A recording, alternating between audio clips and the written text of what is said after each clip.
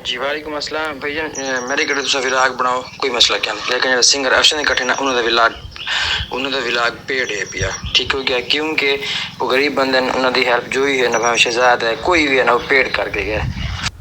अस्सलाम वालेकुम, क्या हाल है? फिट फाट हो, खुशबाश हो, अल्लाह करो हंसदे तो वसदे रहो। मैं हाँ मोहम्मद अमीन, तुसा दे पे हो यूट्यूब चैनल राइडर मुंडा था।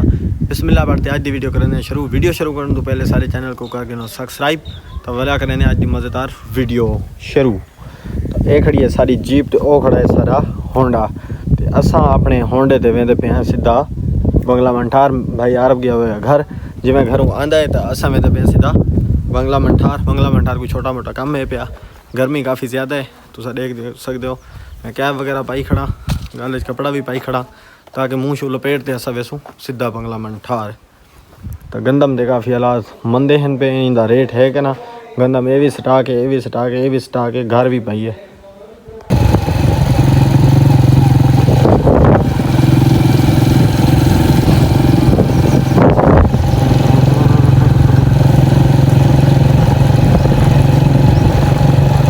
दोस्तों असा ये बताएं बंगला मंठार छोटे मोटे कम हैं बाजार वो करेंगे बताऊँ। गर्मी की वजह को देखो बाजार बिल्कुल खाली हैं, बंदे घर में सुते पे। दोस्तों इन टाइम वदा मैं अपनी बैठक ते गर्मी काफ़ी ज़्यादा है पी, तो गर्मी की वजह को मैं वदा बाहर कि वन नहीं सकता, बहुत ज़्यादा गर्मी है। सामने देखो सारा घास है, तो ये उत्ते फुल जली खड़ा है माशाल्लाह, काफ़ी खूबसूरत है। तो इतों अस टपते तो आज दोस्तों मैं तो आपको ये दसावना ला कि एक दोस्तों मैं तो आपको ये दसावा कि मेरा काफ़ी ज़्यादा तो इरादा बनता वदा कि मैं वन्या चौक मुंडा मोहम्मद शहजाद वेला मुंडा को मिला, और उतना एक छोटी जड़ी सिंगर फेमस थी है सिंगर अफशा। मेरे ये दिल जी इरादा है कि मैं उनको वंदे मिला, तो उन्होंने मैं रबता करने की कोशिश की। मोहम्मद शहजाद उर्फ वेला मुंडा दे नाल तो मेरा रबता कह नहीं थिया, तो मेरा रबता थी है सिंगर अफशा होने दे नाल, उन्होंने मेरा रबता थी है, लेकिन वो फ्री ऑफ मतलब फ्री क्या नहीं मिलते।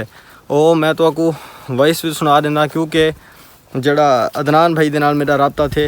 अदनान भाई आखे कि मैं तो आपको फ्री मिल सकता, मैं व्लॉगिंग वगैरह कर सकता, लेकिन जड़ी सिंगर अफशा है वो गरीब हैं पे, वो जड़ा भी आए उतना ही पे करते गए, तुसा उन्होंने फ्री क्या नहीं मिल सकते।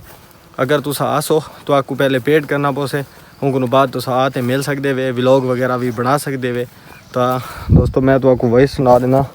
जी वालेकुम अस्सलाम भैया, मेरे कड़े तुसा विलाग बनाओ कोई मसला क्या नहीं, लेकिन जो सिंगर अफशा ने कटे ना उन्होंने विलाग पेड़ है पिया ठीक हो गया, क्योंकि वो गरीब बंदे ने उन्होंने हेल्प जो ही है ना, भाई शहजाद है कोई भी है ना, वो पेड़ करके गया ठीक हो गया। तो वो पेड़ करें पेड़ तो वगैरह कोई नहीं बनाने कहीं को भी, तो उन्होंने मतलब लोगों को तो 40 35 30 हज़ार गिन से, तो तुसा इतने दूर होने पे थोड़ा याद करवा दे सन। तो उन्होंने मैं दसला में मैं कि असा हूँ सादिकाबाद दे, ताकि साको कुछ रैत करो, असा काफ़ी दूरों आते पे हैं। तो उन्हें आख्या थोड़े नाल खसूसी प्यार मुहब्बत करवा रहे सो। हुण हो गए वदन मरी, जिमें मरी को वापस आसन अगर साडा इरादा बनया तो असा ज़रूर वेसूँ, तो इंशाल्लाह उत्थे ही वनते व्लॉग वगैरह भी बने सू। तो तुसा जुड़े रहो साडी वीडियो के नाल। आज मैं तो आपको अपना तारफ़ करा देवां, कई दोस्तों को पता हो से कई को ना हो से कि मैं कित्थों दा हा पिया। तो दोस्तों मैं पंजाब, सूबा मेरा पंजाब है, मुल्क मेरा पाकिस्तान है, तो ज़िला मेरा रहमयार खान है, तहसील मेरी सादिकाबाद है। तो अस सादिकाबाद दे रहने वाले हूँ, बंगला मंठार दे रहने वाले हूँ, पाकिस्तान दे रहने वाले हूँ। तुसां दोस्त सारे नाल मुहब्बत करे सो, प्यार करे सो, सारी वीडियो को लाइक करे सो, शेयर करे सो, कमेंट करे सो, सारे चैनल को सब्सक्राइब करे सो। हाँ दोस्तों आज की वीडियो तक करें इतनी एंड। उम्मीद है सारी वीडियो तो आपको अच्छी लगी हो से। अगर सारी वीडियो अच्छी लगी है सारे चैनल को करो सब्सक्राइब, बेल आइकन प्रेस कर गिनो। तो मिलते हैं नई वीडियो, तब तक के लिए अल्लाह हाफिज़।